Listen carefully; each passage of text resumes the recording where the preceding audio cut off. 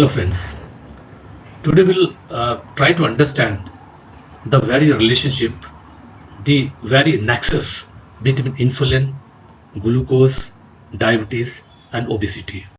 First we'll try to understand how the food is digested, what is the mechanism of digestion.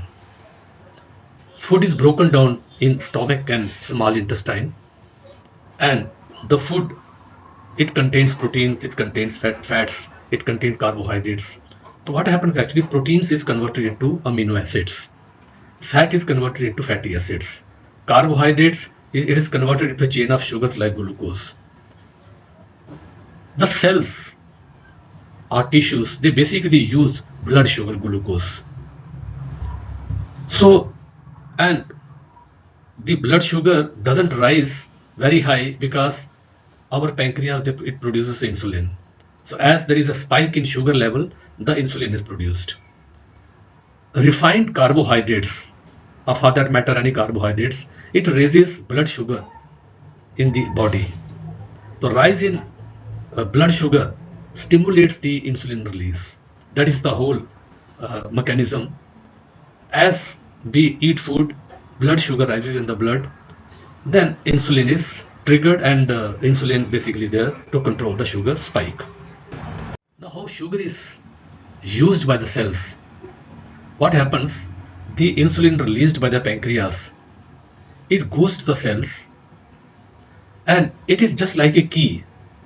There is a receptor, insulin receptor at the cell. So this insulin acts as a key, it opens the key, the receptor, and then allows the glucose available in the blood stream to enter into the cells.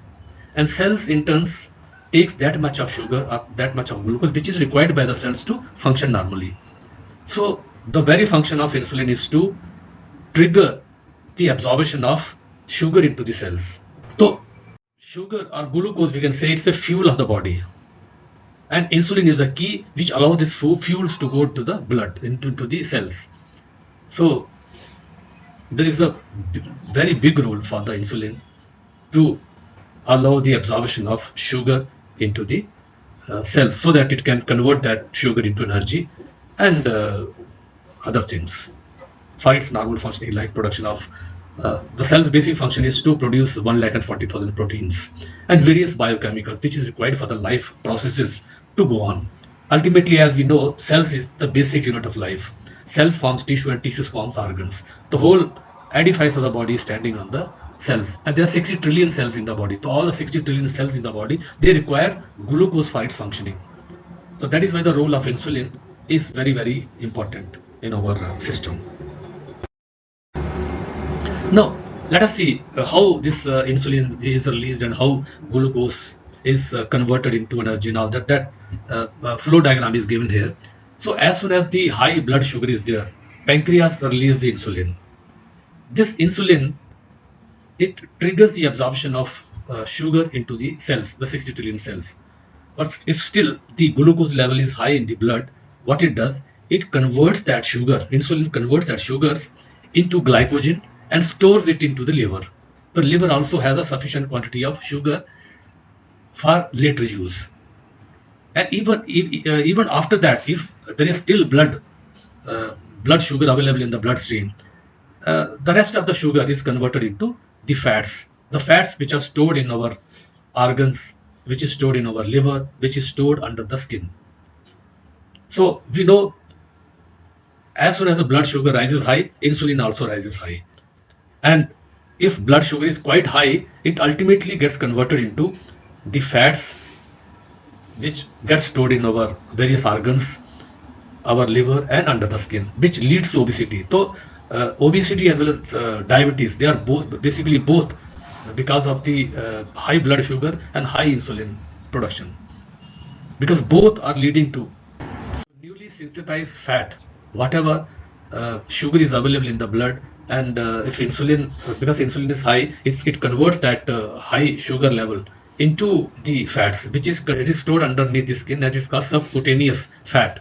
It is also stored around the organs, it is called visceral fats, and is also stored in the liver. So when sufficient glucose is available in the blood, what happens? Insulin converts the ingested food into glycogen, which is stored in the liver. This process is called glycogenesis. If still the ingested food after the liver is full with glycogen, the rest of the ingested food, carbohydrates, is converted into fats in the body. This is called de novo lipogenesis, meaning creation of new fats from the new carbohydrates. It has been found that short-term fasting, like we don't eat anything in the night. So what happens? The body needs consistent sugar. So that glycogen in the liver is converted into glucose, which is used by the body in case there is a less sugar in the blood stream. If there is a long-term standing, long-term fasting or starvation, so what happens? The glycogen in 3-4 days is converted into sugar and used by the body. So now insulin, it triggers our fats to be converted into glucose. This is the reverse of the process, de novo lipogenesis. It's called the gluconeogenesis. That means conversion of fats into sugar. So ultimately what we have seen that when glucose is released by the digestive system into the bloodstream, first thing is it is used by the cells of the body to convert this glucose into energy. For that, insulin is required. Insulin is acting as a key which is going into the cells and opening it up, and the glucose cells are absorbed by the cells. Second thing that insulin does is it converts the extra sugar available in the bloodstream into glycogen and gets stored in the liver for later use. If still there is more blood sugar in the body, in the bloodstream, it's converted into fats and that gets stored in the different parts of the body. So ultimately, if you see, if we eat food, lot of carbohydrates, refined carbohydrates, it leads to high sugar level. High sugar level leads to high insulin level, and high insulin level means it converts the extra sugars into fats. But there is in this whole process, there is a lot of pressure on the cells also. What happens? Cells require certain amount of sugar. When there is a flood of sugar in the blood because of refined carbohydrates and a lot of foods that we're eating, so blood glucose is high, insulin is high. Now our cells, it closes down its receptors, insulin receptors. Either it is less efficient, or it is almost partially closed. So when insulin goes there, it is not able to open the receptors fully. So blood sugar doesn't go into the cells. So less sugar is absorbed by the cell. Less sugar is absorbed by the cells, and much of the sugar remains in the blood. So if much of the sugar remains in the blood, more insulin will be produced. And then what cell may do that it may produce more receptors, but that receptors may not be very efficient. Still, only partially this will be working. So more sugar, more insulin, more receptors, but lesser sugar will be absorbed by the cells, both the body. So although there is plenty of sugar available in the bloodstream, but cells is not able to use it because of the insulin resistance. So it's a double-edged sword. We are having a lot of diabetes issues. We have obesity issues. So both things go hand in hand actually.